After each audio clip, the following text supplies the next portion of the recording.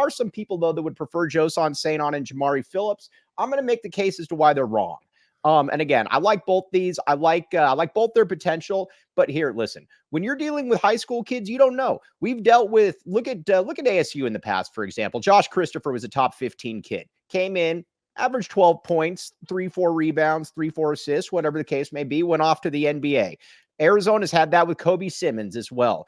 The odds of Joson Sanon being an All-American next year are far less than they are for Caleb Love, who was already an All-American this year. And we also need to factor this in as well. There is a massive difference between an 18-year-old and a 23-year-old. Just think back when you were 23 and when you were 18, especially if you hooped or anything, you're bullying that 18-year-old version of yourself. Saul Bookman played basketball, and Saul Bookman, I think, can vouch for this.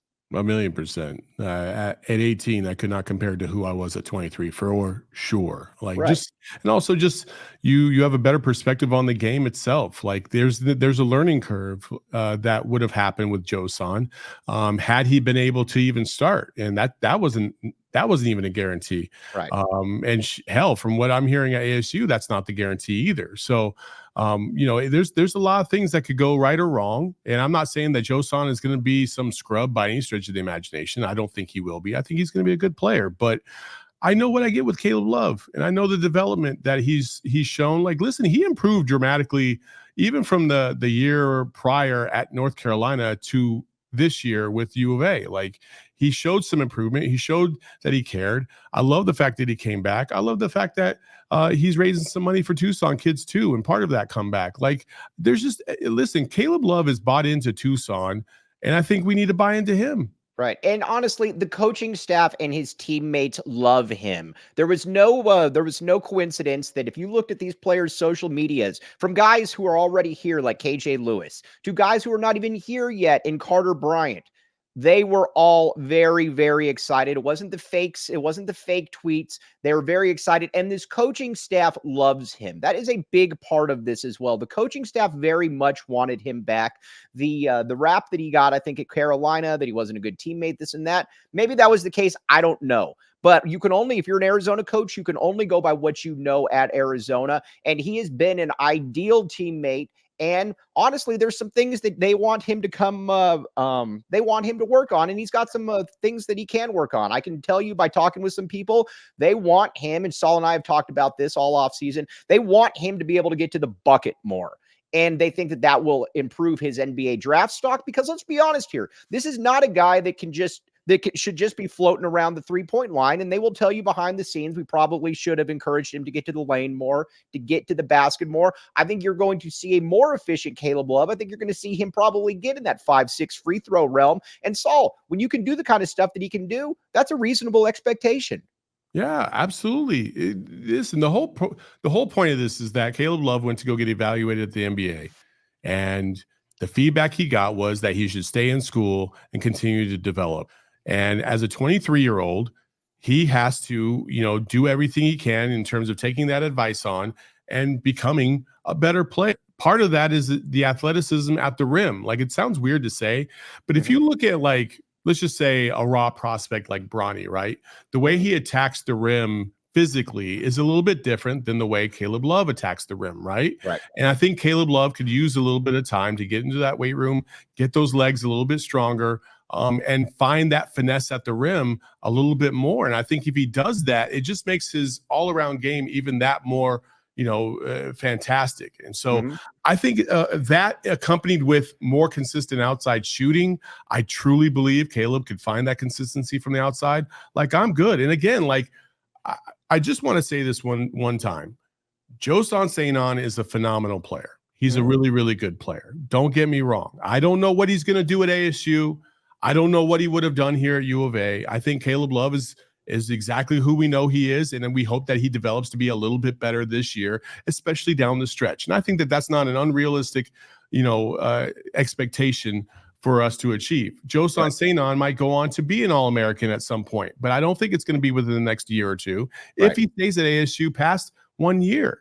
And so that's the thing I keep going back to. I just want us to pump the brakes a little bit, and we certainly don't need to go on Twitter and bash Joson for doing what he thinks is in his own best interest. And I don't think anybody has to look bad because he left. Like, it is what it is, man. We're gonna get into that in a second, because I have some interesting. I agree with you, and I wanted to expand on that one a little bit. But now let's talk about Caleb Love going into the Big 12. Listen, Arizona. We're going to talk about this more, but Arizona is going to try to get Will Riley. They're making a full push for Will Riley, 5-star kid who is rated similarly to Joson Sanon. That would be very, very interesting if they do get him. We will talk about him more in coming weeks as we get more information. But going into the Big 12, you have your 8-man rotation. And we've been talking about this a bunch. You've got Jaden Bradley at the point. You got Caleb Love at the 2. You got KJ Lewis at the 3. You've got Trey Townsend at the 4. You've got Mount Crevis at the 5. You got Tobe Awaka as kind of your supplemental big. And then you've also got Anthony Del Orso. You got Carter Bryant. That is a nice 8-man rotation. Now, they do want to add another guard. We will continue to talk about Will Riley, and I think they will add another player or two. But right now, that feels like a top 10 team, and that is a perimeter. Then that is a perimeter is built for the Big 12. Again, when you're going into something like here, Saul, like we talked about, where you got 5 of the top 10 teams in the country, give me an All-American who has been to a Final Four, who has been through the ringers over the 18-year-old, and that's no disrespect to the 18-year-old.